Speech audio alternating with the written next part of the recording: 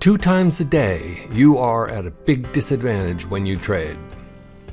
Use the Ask Bid Spread Percent indicator to estimate your trade slippage.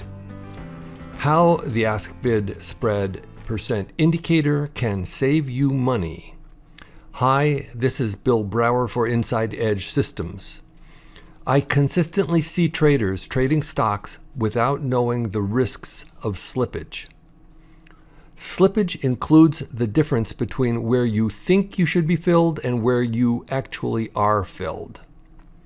By measuring the typical ask bid spreads as a percentage of the close price, you can see what to expect for each stock you trade.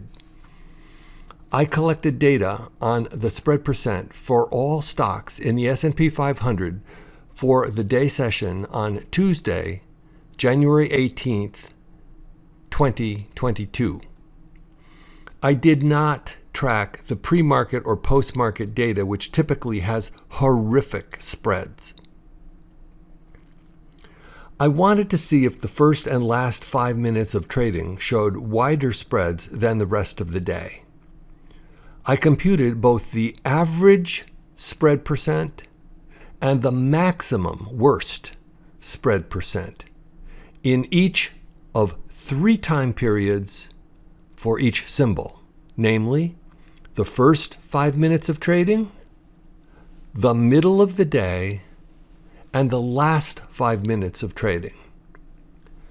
The average 5A percent and max 5A percent columns are the first 5 minutes of trading of the day. The average 5B percent and max 5B percent columns are the next 380 minutes of trading. The average 5C percent and max 5C percent columns are the last 5 minutes of trading of the day. I ran the test on a 1-tick radar screen, so data was collected from every trade of all stocks of the S&P 500 all day long. Thus, the average columns display the average of every trade in each separate time window. The 3 max columns were similarly collected for every tick in each separate time window. Stocks with average spreads less than 0.1% are colored green, deemed favorable. Otherwise, they are colored red, deemed unfavorable. Stocks with maximum spread percentages less than 0.5% are colored green, favorable. Otherwise, they are red, unfavorable. These levels of 0.1% and 0.5% were arbitrarily chosen but reflect the difference between getting decent fills and getting bad fills. Popular stocks like Apple, Microsoft, JP Morgan, etc. typically can be traded with razor-thin slippage, say 0.02% normally, with a worst case, say, of 0.09%. Many S&P 500 stocks may have terrible spreads, ranging from 0.5% to 5% or more. For stocks outside the S&P 500, slippage can be even worse. Here are some statistics from my data. My first comparison was to look at the averages of each of the 6 columns. I computed the average of all S&P 500 symbols for both the average columns and the max columns separately. The average of the average columns for both the first and last 5 minutes of trading showed excessive spreads. The middle part of the day showed a reasonable average level of just over 0.07%.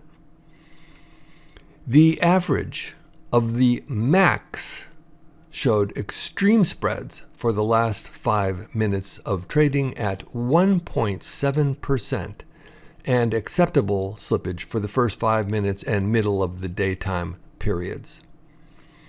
Without any further testing, I can firmly conclude that the first and last 5-minute periods have much wider spreads than the middle part of the day.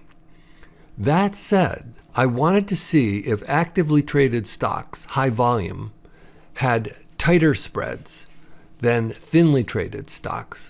So I sorted the list by daily volume. I found the midpoint of the S&P 500 symbols to be about 2 million shares a day. Stocks with daily volume greater than 2 million shares showed excessive spreads in the first 5 minutes of trading, although the rest of the day the average spread was okay. Contrast that to symbols with less than 2 million shares per day, where all 3 time periods showed excessive average spread percent readings, and the last 5 minutes showed a very extreme average spread percent of 0.77%. Then I looked at the maximum, worst, spread percent when the volume filter was applied. For symbols with daily volume over 2 million shares a day, all 3 time periods had reasonable maximum spreads below 0.5%. Contrast that with symbols below 2 million shares per day, where the last 5 minutes showed an extreme maximum spread percent reading of 2.84%. So the problem of slippage is directly related to how actively the symbol trades. High volume means low slippage, and low volume means high slippage. Here are some conclusions. 1. The ask-bid spread percent is significantly wider in the first 5 and last 5 minutes of trading than the rest of the day, the middle time period. 2. It is really not safe to trade in the first and last 5 minutes of the day. 3. If you must trade in the first or last 5 minutes of the day, allow for significant slippage. 4. The most active stocks have the tightest spreads. 5. Less active stocks can have wide spreads at all times of the day. 6. About 20% of the S&P 500 symbols, the most active ones, have, on average, reasonably tight spreads. 7.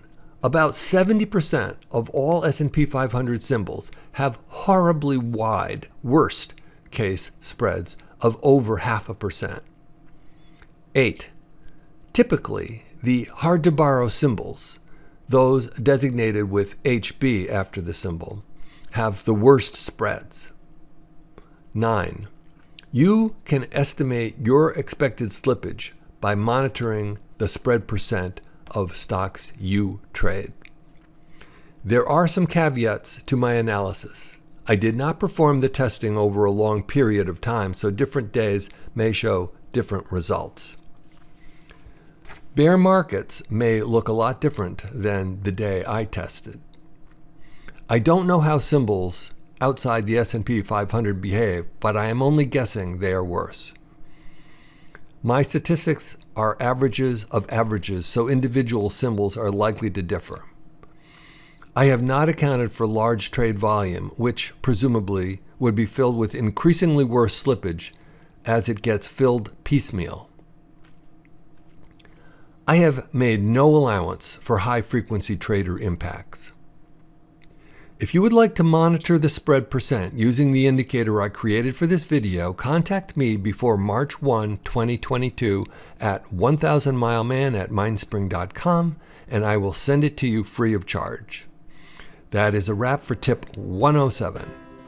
If you liked this video, please help me bring you more of these videos by subscribing and showing you liked it. As always, you can visit me at insideedge.net, and thanks for listening.